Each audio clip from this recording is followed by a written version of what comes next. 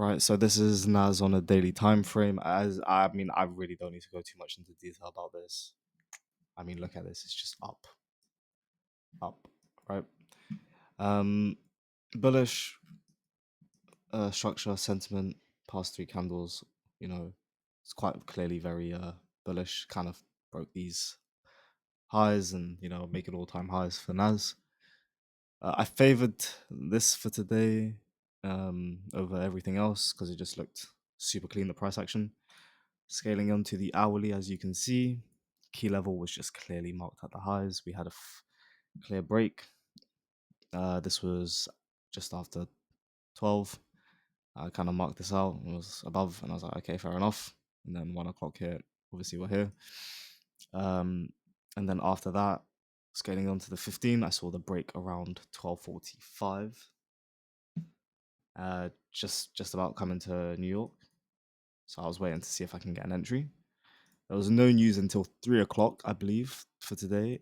Um, and all I had to do was be careful of stock exchange. And what happened was I kind of saw an entry lining up. So once we got the break, I saw this like sort of slow depletion because we're creating a lower high instead of breaking past and creating a higher high.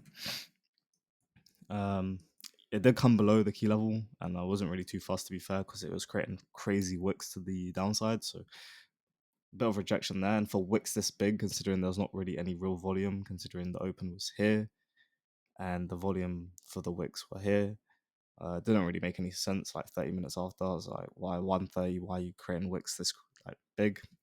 And I was like, okay, something's clearly at play here. So I saw this little pattern, small, medium, large, basically a different form of depletion. I didn't wait for it to make a change of character. Um, because I thought the move was going to happen a lot earlier than later. Just with the way NAS and US30 have been, they just kind of, I mean, if I just even show you what happened today, yeah, I wish I traded US30 because if I did, I would have easily hit like, yeah, stupid. Anyway, let's go back to this trade that I actually took. I thought basically that what happened on USA was going to happen on NAS. I kind of thought that was going to happen. So I entered 150. Uh, Shit was kind of bouncing around, and 230 was approaching, and I actually was more than happy to hold through stock exchange. What happened is stock exchange opened and immediately came up here, which funny enough, I took this trade on my 2% account and I needed another 2% to pass. Now, if you have a brain and you can see this, that technically means I have needed to hit a 1-to-1, which I did. I don't know why, but in my head, I thought that the account, once it reached the 8% target, the account, like the equity, the account would just like stop trading and I didn't have to do anything. I was so wrong, and I forget that prop firms are actually against you, so obviously that's not going to happen. If it's your stop loss, yeah, the account closed, done. The trade closed, stops going, you're not floating anymore. It's just they close the trade, your account's closed, bang. But if you're gonna pass an account, I should have just had it set here. I didn't. I don't know why. I would have literally passed my whole account. So yeah, it reached like a 1 to 3, I think, or whatever it was. Basically, I would have passed the account by the time the wick was here, 100%. By the time the wick was even here, I'm pretty sure I would have passed the account. But it doesn't matter. I didn't pass the account, so now I'm down 2% because, as you can see, I hit a nasty SL and literally a candle after we're back up, and then what happens? Yeah, so that's annoying because that could have just been an easy account pass from, but like also I wouldn't have traded 3 o'clock. Maybe the closure, so closer to 3 or 5. This would have been all right. Same sort of like position, and I still would have. This still would have hit some form of 1 to 2. But it is what it is. Yeah, down 2%. I was pissed off earlier, to be fair, because it was kind of like a mistake, but not really a mistake. Because I kind of was like, "Oh no, I'm just gonna let it ride all the way to the 4%." But in my back of my head, I was like, "Oh, it's not gonna let me even do that. It will close at the 2%, basically that I need."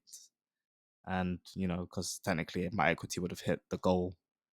Obviously, I'm so wrong. Should have just closed it manually. Whatever. Couldn't even really close it because of how fast. I mean, if you trade stock exchange, that it's just ridiculous. Literally within a second, bang, bang. Like it. But I did it. I did watch it open because I wanted to see, and I knew I was going to hold for it because I was very confident on this position, like 10 out of 10, basically. Um, well, at least I passed the account and shit because I knew I didn't need that much left.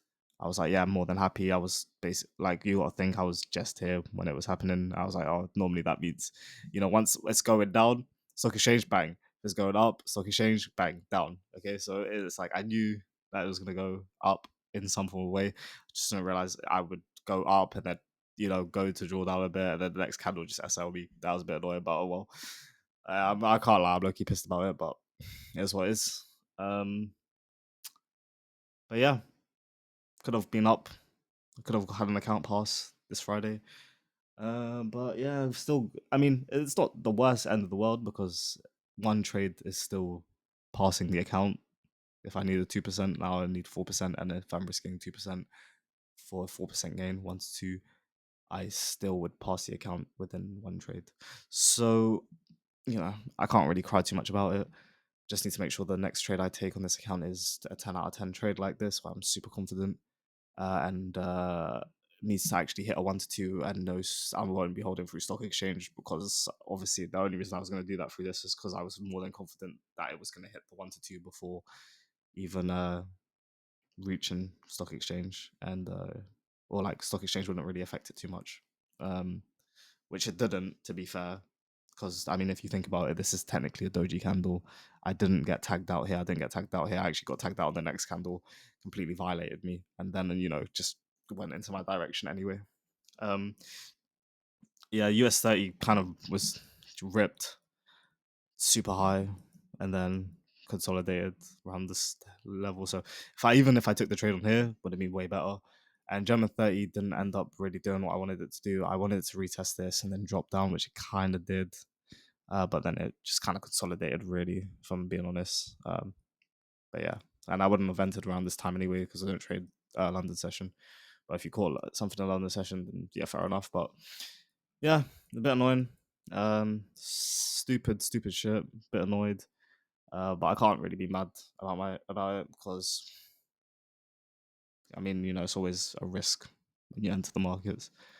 But yeah, confidence was good. I predicted it to kind of do what US 30 did and kind of just rip, to be honest, after I saw this. I don't think it was going to fuck about too much because NAS and US 30 don't really do that. That's German 30's territory.